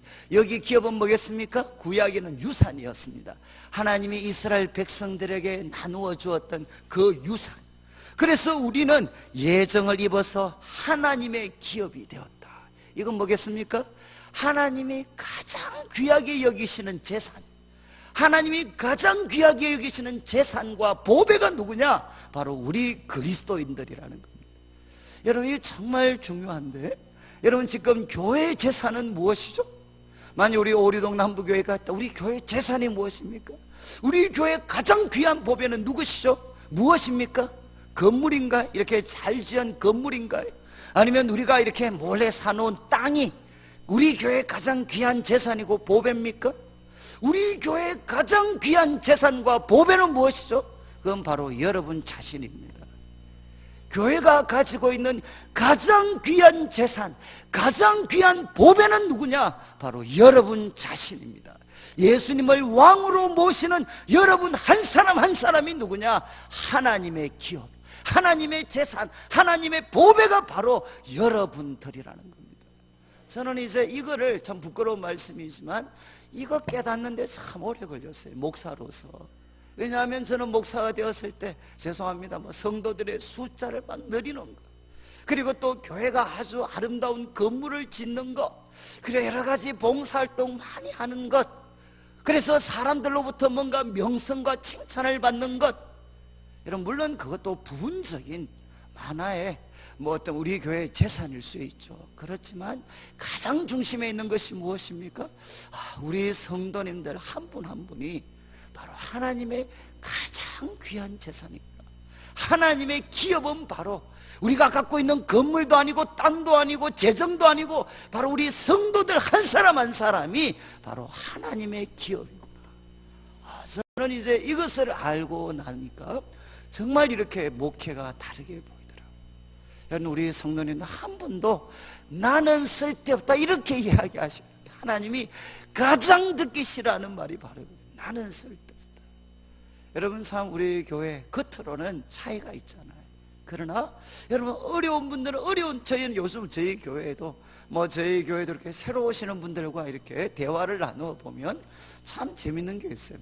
과거에는 왜 교회에 오셨습니까? 그러면 소위 우리 주위에, 내 주위에 성공 스토리를 가지신 예수 믿는 사람 보고 나도 저 사람처럼 부자가 되기 위해서, 성공하기 위해서 교회에 왔습니다 라고 이야기하는 분들이 계셨습니다. 그런데 요즘에는 제가 근간에는 우리 교회 새가족들이 오시는데 수백 명이 오시지만 그분들 입에서 목사님 내가 성공 스토리, 예수님 믿고 부자가 되고 예수님 믿고 좋은 대학 간 그 친척들 보면서 나도 그렇게 되려고 교회에 왔습니다. 저는 한 번도 못 봤어요. 요즘 다 어떻게 해요? 저희 교회는 발달장애 애들 아시죠? 우리 자폐라고 하는 우리 발달장애로 이제 고생하는 애들이 한 50명 이상 저희 교회에 지금 다니고 있습니다. 그래서 참 저희가 한 15년, 한 20년이 됐어요. 그 우리 사랑부라고 이름을 붙여서 그 아이들을 섬기고 있는데 정말 그 부모님들을 만나면 정말 참 이렇게 너무 이렇게 부끄럽고 우리가 얼마나 호사스럽고, 예? 그리고 어떻게 보면 팔자편한 불평을 하고 있나. 그래서 참 저는 그분들과 만나서 대화를 나누게 되면 참 이렇게 마음이 겸손해지고 그리고 이렇게 감동을 참 많이 받아요. 그런데 요즘에 이제 우리 그 사랑부 애들 돌봤던 애들이 초등학교 때 우리 교회를 왔는데 그 아이들이 이제 20살이 다 넘었습니다. 이제 20대 초가 됐어요. 그래서 이제 부모님들도 이제 한 15년, 20년 세월이 지났습니다.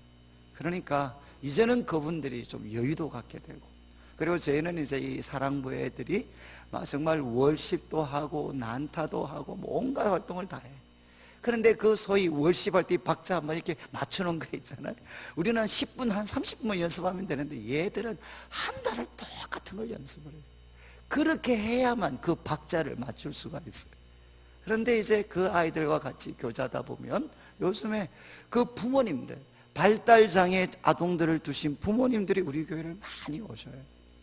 그래서 이제 어떻게 오셨습니까? 그러면 그분들이 아시죠? 목사님 아시지만 이렇게 그 자폐애를 두고 이런 장애를 두고 있는 애들 키우는 부모들 정말 장난 아닙니다. 자기도 몇 번 자살을 결심을 했고, 예? 정말 이렇게 삶을 끝내고 싶었지만 얘들 때문에 죽지도 못하고, 그래서 막 그 소연하는데, 그런데 이제 자기가 교회에 나오게 된 것은 정말 이렇게 애 키우기 힘든데 바로 옆에 계시는 분은 똑같은 발달장애를 키우는데도 자기하고는 좀 다르게 살아간다는 거죠. 자기하고는 다르게. 또 그 속에 기쁨이 있고, 그리고 참 이렇게 애들에 대한 태도가 다르더라고요. 그래서 살펴보니까 그분들은 예수님을 믿는 분이셨어요. 그래서 이분들이 나도 예수님 믿으면 똑같이 발달장애들 키우지만 다르게 내가 살 수 있을까 싶어서. 여러분 노력한다고 발달장애들이 바뀌겠습니까? 바뀌진 않아요. 그런데 애들은 안 바뀌지만 나도 저분처럼 조금은 다르게 살 수 있을까 싶어서 그래서 교회를 왔다는 거예요. 여러분 한국교회가 자꾸 부자 이렇게 하다가 교회 누가 사라졌습니까? 가난한 분들이, 삶의 실패와 아픔을 경험했던 분들이 우리도 알지 못하는 사이에 다 빠져나가 버렸습니다. 이제 세상 사람들이 볼 때 교회는 더 이상 가난한 자들의 친구가 아닙니다. 교회는 부자들이 모인 곳이고 기득권 자들이 모인 곳이 교회가 되어 버렸습니다. 더 이상 삶의 아픔과 고통이 있는 사람들이 교회를 찾지 않습니다. 여러분, 다시금 교회가 가난하고 고통당하는 자들의 친구가 되려면 어떻게 되겠습니까? 바로 우리 교회 공동체 가운데 아픔과 가난과 때로는 혼자서 해결할 수 없는 무거운 짐을 지고 있는 분들 끝까지 붙잡아주고 도와주고 격려해서 정말 한 사람이라도 우리 교회 속에 당당한 하나님의 재산으로 보배로 우리 교회 속에 남아있을 수 있으면 그 한 사람을 통해 고통당하는 수많은 사람들이 주님 앞에 나올 수가 있습니다. 그러니까 우리 성도님들 한 분 한 분은 너무너무 중요하셔요. 여러분이 쓰러지면 어떻게 되느냐? 수많은 앞으로 여러분을 통해 하나님 안에서 새로운 꿈을 발견할 수 있는 수많은 사람들이 여러분이 쓰러져 버리면 그분들도 다 포기하게 됩니다. 여러분, 우리가 가장 하나님 안에서 가장 귀한 기업, 재산, 보배는 누구냐? 바로 여러분들입니다. 하나님은 예수님의 피를 통해서 우리를 하나님의 가장 귀한 보배로 만들어 주셨습니다. 그래서 우리 12절을 보십시오. 이는 우리가 그리스도 안에서 전부터 바라던 그의 영광의 찬송이 되게 하려 하심이라. 여러분, 이제 우리 한국말로만 본다면 영어 번역 같은 데는 거의 6절과 12절이 거의 똑같습니다. 그러나 한국말 번역을 우리가 그대로 받아들인다면 여러분 6절과 12절 좀 차이가 있지 않나요? 영광의 그 찬송, 6절에는 그의 은혜의 영광을 찬송하게 하려는 것이다. 우리가 하나님의 그 은혜, 영광스러운 은혜를 찬송하게 하려는 것이다. 그런데 12절은 그리스도 안에서 전부터 바라던 우리가 그의 영광의 찬송이 되게 하려 하십니다. 여러분, 차이가 뭐겠습니까? 우리나라 말 그대로 본다면 6절은 우리가 하나님을 찬송합니다. 이렇게 놀라운 은혜를 주신 것 때문에 하나님을 찬송한다면 12절은 뭐죠? 우리는 하나님의 피값으로 예수님의 보혈로 이제 구속 그리고 죄사함을 받았습니다. 그리고 우리는 하나님께서 넘치는 지혜와 총명을 주셔서 하나님이 역사를 움직여 가시는 비밀을 우리는 깨달은 사람입니다. 그래서 이 땅에서 예수님을 왕으로 지금 모시며 살아갑니다. 그리고 우리는 하나님의 가장 귀한 기업이요 재산이요 보배들입니다. 그래서 12절 그리스도 안에서 전부터 바라던 우리가 그의 영광의 찬송이 되게 하려는 것이다.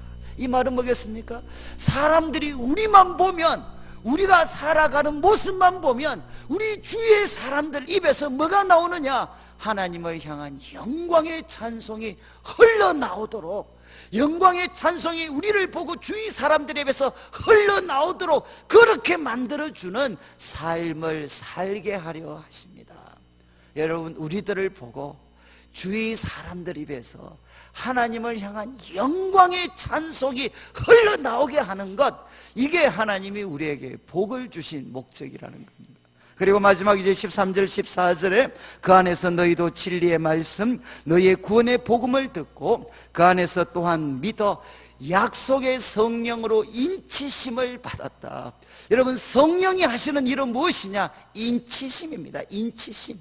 이거는 뭐죠? 도장을 빡 찍는 거죠. 고대에는 여러분 지금처럼 소위 바코드가 있었던 것도 아니고 누구 양인지 어떻게 알겠어요? 그 많은 양들이 누구 건지. 그래서 양들의 소유권을 표시하기 위해서 도장을 찍었어요. 도장을 불로 이렇게 달구어서 뭐 양 같은데 엉덩이에다 빡 도장을 찍죠. 이게 바로 인치시는 겁니다. 성령님이 바로 하나님은 성령님을 통해서 우리가 하나님의 소유다라는 도장을 빡 찍었다는 것이죠.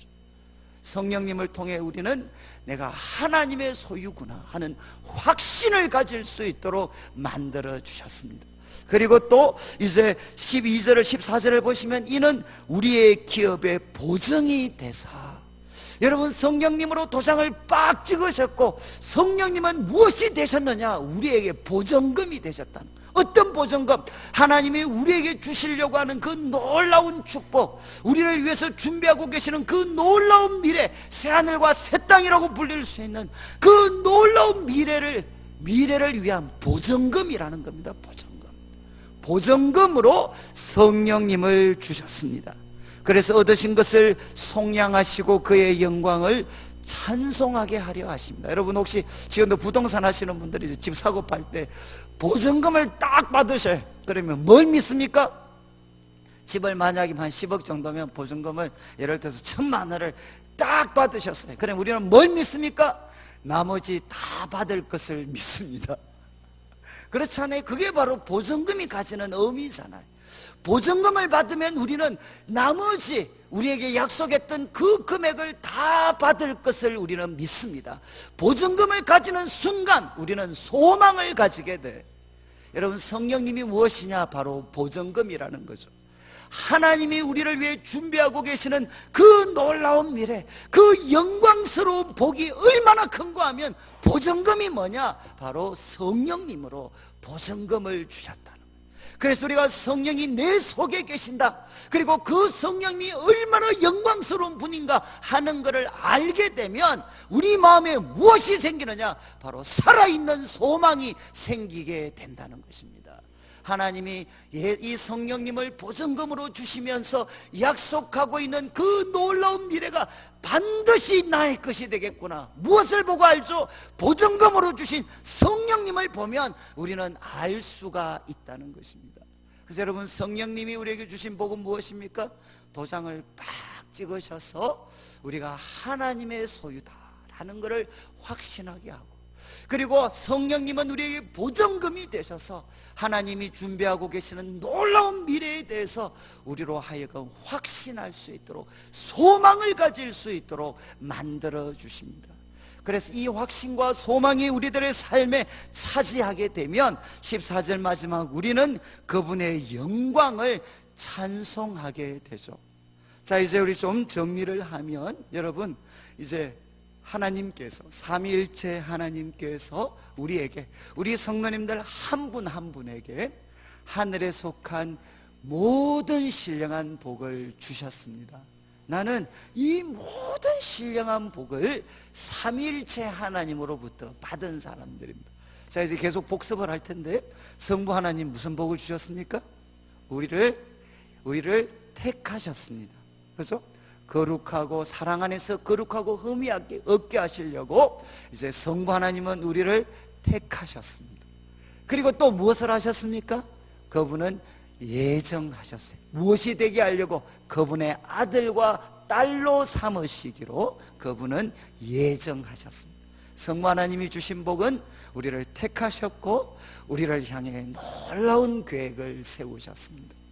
여러분, 이제 성부 하나님은 계획을 세우셨죠. 그러면 성자 예수님은 무엇을 하셨습니까? 하나님이 세우신 이 놀라운 구원 계획을 실행에 옮기셨어요. 그래서 그분의 피로 이제 모든 대가를 지불하셔서 우리로 하여금 속량 곧 죄사함을 얻게 하셨습니다. 성자 예수님 우리에게 속량 곧 죄사함을 얻게 하셨고, 우리에게 지혜와 총명을 넘치게 하셔서 하나님 뜻의 비밀, 하늘과 땅에 있는 모든 것은 예수님을 왕으로 할 것입니다. 바로 그 방향을 향해 가고 있습니다. 하나님 뜻의 비밀을 깨달았습니다. 그리고 우리는 무엇이 됩니까? 하나님의 가장 귀한 기업과 재산과 보배가 되었습니다. 이제 성자 예수님 통해 우리는 죄사함을 얻고 지혜와 총명을 넘치게 가지게 되어서 역사의 비밀을 깨닫게 되고, 우리는 하나님의 가장 귀한 보배가 되었습니다. 그리고 이제 예수님은 실행에 옮기셨죠. 그리고 성령님은 무엇을 하셨느냐? 하나님이 계획하시고 예수님이 실행에 옮기셨던 이 놀라운 구원의 역사가 바로 내 것이 될 수 있도록 적용해 주십니다. 그래서 두 가지죠. 적용하셔서 바로 우리를 인쳐 주셔서 도장을 빡 찍어 주시고, 그 다음 뭡니까? 우리에게 보증이 되셔서 하나님이 우리를 위해 얼마나 놀라운 미래를 준비하고 계시나 보증이 되셔서 우리로 하여금 소망 가운데 살아갈 수 있도록 그렇게 만들어 주십니다. 그러니까 우리가 이 놀라운 복을 받았으니까 우리는 어떻게 돼야죠? 우리는 찬송을 해야 됩니다. 그리고 이어지는 이제 15절부터는 제가 두 가지 그냥 짧게 말씀을 드리고, 우리 집 사람이 저보고 항상 했던 말이, 우리 집 사람이 대학교 제 이제 전도사 때부터 제 설교를 들었으니까 설교만 듣고 나면 저보고 당신 설교는 시끄럽고 그리고 내용도 없으면서 길고 호러불에 테러불이다 노상자한테 욕을 했어요. 그러면서 이제 집사람이 저한테 준 그 정말 평생 잊을 수 없는 가르침이 뭔가 하면 내용에 자신이 없으면 빨리 끝내서 은혜를 끼쳐라. 그래서 저는 지금도 이렇게 예배 드리다가 우리 집 사람이 시계를 보면 아, 오늘도 집에 가면 죽었구나 뭐 그렇게 생각을 합니다. 그래서 제가 이제 지금 한 9시 8분 한 10분만 제가 더 말씀을 드릴 텐데, 기도 제목 두 가지, 이거는 해야 돼, 기도를 해야 되니까. 지금 이제 15절 보시죠. 이로 말미암아 주 예수 안에서 너희 믿음 모든 성도를 향한 사랑을 듣고 내가 기도할 때 기억하며 너희로 말미암아 감사하기를 그치지 않는다. 그래서 기도 제목 두 가지의 기도 제목이 있습니다. 17절 우리 주 예수 그리스도의 하나님 영광의 아버지께서 첫 번째 기도 제목, 지혜와 계시의 영을 너희에게 주사 하나님을 알게 하옵소서. 참 멋있는 기도 제목이죠. 하나님 지혜 그리고 계시의 영, 이거는 성령님을 뜻하는 겁니다. 성령님, 지혜와 계시의 영이신 성령님, 아니면 그분이 주는 하나의 영, 하나님 우리에게 지혜와 계시의 영을 주셨어요. 여러분, 계시가 뭐죠? 감추인 것을 드러내는 것입니다. 하나님의 감추어진 이 진리를 바로 드러내는 지혜와 계시의 영을 주셔서 결과가 뭡니까? 하나님을 알게 해주십시오. 여러분, 우리 구약에서 하나님을 아는 건 뭐죠? 유대인들에게 하나님을 아는 것은 체험적으로 아는 것입니다. 체험적으로 아는 것. 하나님 지혜와 계시의 영을 주셔서 우리가 체험적으로 하나님을 알게 해주십시오. 조금 위험하긴 한데 아주 그 어떤 그 영파시죠. 그 케네스 해긴이라는 좀 이렇게 좀 은사주의 쪽이신데, 근데 그분이 썼는 그 책에 보면 그분이 자기 이야기를 좀 적어요. 자기가 참 이렇게 신앙생활 하다가 한번 기도를 열심히 했는데도 삶에 별로 변화가 없었어요. 그런데 성경을 읽다 이 말씀, 지혜와 계시의 영을 주사 하나님을 알게 해주십시오, 이 말씀을 보는 순간, 아, 내가 이때까지 열심히 기도했는데 그러나 성경이 가르치는 대로 내가 기도를 하지 않았구나, 그냥 내가 하고 싶은 대로 했지 성경이 가르치는 대로 내가 기도하지 않았구나 하는 것을 자기가 깨닫게 돼요. 그래서 이분이 이제 기도를 합니다. 하나님, 저에게 지혜와 계시의 영을 주사 하나님을 알게 해주십시오. 근데 그분이 그런 이야기를 해. 내가 뭐 수십 년 내가 참 공부하면서 얻었던 하나님에 대한 지식보다 몇 개월 동안 성경이 기록한 기도의 제목을 가지고 기도했을 때 하나님에 대해서 나는 더 많은 것을 알고 체험하게 됐다는 거예요. 그래서 이분이 자신의 삶에 일어난 놀라운 결과를 경험하고 이제 재송해서 누구를 위해서 기도했느냐? 자기 가족들을 위해서 기도했어요. 하나님, 우리 가족들에게 지혜와 계시의 영을 주셔서 하나님을 체험적으로 알게 해주십시오. 가족들의 삶에 변화가 나타났어요. 그리고 이분이 이제 교회를 위해서 기도했어요. 하나님, 바로 우리 성도들에게 지혜와 계시의 영을 주셔서 하나님을 알게 해주십시오. 그때 성도들 가운데, 교회 가운데 놀라운 변화가 나타났습니다. 여러분, 우리가 말씀을 들을 때마다, 말씀을 대할 때마다 사실은 기도해야 되는 제목입니다. 하나님, 지혜와 계시의 영을 주십시오. 그래서 이미 하나님을 알고 있으시지만, 그러나 한 번 더 하나님, 제가 하나님을 체험적으로 알아갈 수 있게 하여 주십시오. 그리고 두 번째 기도 제목이 무엇이냐? 18절 너희 마음의 눈을 밝히사. 저는 어릴 때 어른들로부터 들었던 그 권면 중에 제일 이해가 안 가는 말이 이거였어요. 너는 영안이 밝아져야 된다. 그 정말 이해가 안 되더라고요. 육신의 눈이 있는데 이것 말고 영의 눈이 있는데, 영의 눈, 그걸 영안이라고 하죠. 영안이 밝아져야 된다. 근데 사실 바울이 이야기하고 있는 게 사실 똑같습니다. 이 마음, 우리들에게 인식이 일어나는 이 마음에 눈이 있는데 여기에 밝히셔서, 여기에 빛을 비추어 주셔서 우리 마음의 그 눈을 밝혀주셔서 세 가지, 부르심의 소망. 하나님이 처음 우리를 부르실 때 그 부르심의 소망이 무엇이었는지, 어떤 분들은 그 부르심이 얼마나 소망스러운 것이었는지, 뭐 양쪽 다 해석이 가능한 것 같아요. 하나님이 과거 우리를 처음 부르셨을 때 하나님이 왜 우리를 부르셨는지 그 부르심의 소망을 알게 해주시고, 그리고 미래입니다. 이제 19절 18절 후반부, 성도 안에서 그 기업의 영광의 풍성함이 무엇이며, 참 어렵죠. 성도 안에서 그 기업의 영광의 풍성함이 무엇이며, 제가 쉽게 말씀드리면 하나님이 우리를 위해 준비하고 계시는 놀라운 미래입니다. 하나님이 우리를 위해서 준비하고 계시는 그 놀라운 미래가 얼마나 영광스러운 것인지 하나님 알게 해주시고, 이제 과거는 부르심의 소망, 미래는 하나님이 준비하고 계시는 미래가 얼마나 영광스러운가 알게 해주시고, 그리고 19절은 현재입니다. 그의 힘의 위력으로 역사하심을 따라 믿는 우리에게 베푸신 능력의 지극히 크심이 어떠한 것을 너희로 알게 하기를 구하노라. 여러분, 참 복잡한 이야기인데 성경에서 힘이라는 단어가 가장 집중적으로 모여있는 구절입니다. 여러분, 결국 이 구절은 뭐죠? 하나님 마음의 눈을 밝혀주셔서 믿는 우리들에게 베풀어 주시는 하나님의 능력이 있는데, 믿는 우리에게 베풀어 주시는 그 하나님의 능력이 얼마나 큰가 하는 것을 알게 해 주십시오. 이렇게 사도 바울은 기도를 했습니다. 여러분, 제가 좀 정리를 하면 두 가지 기도를 드렸어요. 첫 번째는 지혜와 계시의 영을 주셔서 하나님을 체험적으로 알게 해주시고, 두 번째는 우리가 열심히 노력했지만 이 세상 살다 보니까 우리들의 영안이 어두워져 버렸습니다. 마음의 눈이 어두워져 버렸어요. 하나님, 이 마음의 눈을 밝혀주셔서 하나님이 저를 부르셨을 때 가지셨던 그 소망, 부르심의 소망을 깨닫게 해주시고, 그리고 하나님이 나를 위해 준비하고 계시는 놀라운 미래가 얼마나 영광스러운지 깨닫게 해주시고, 이제 바로 지금 내가 믿기만 하면 내 것이 될 수 있는 하나님의 능력이 얼마나 큰가 하는 것 깨닫게 해 주십시오. 그러면서 이제 21절부터는 하나님의 20절부터는 능력이죠.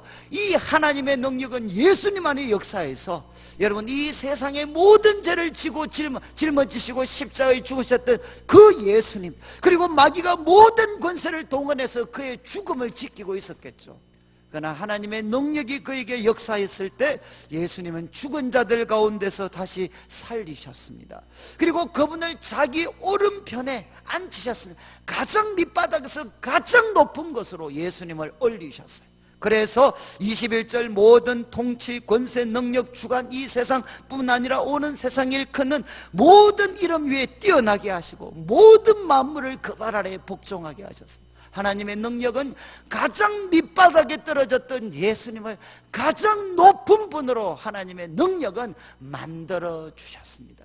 이 능력이 믿기만 하면 지금도 나의 것이 될 수가 있다는 겁니다.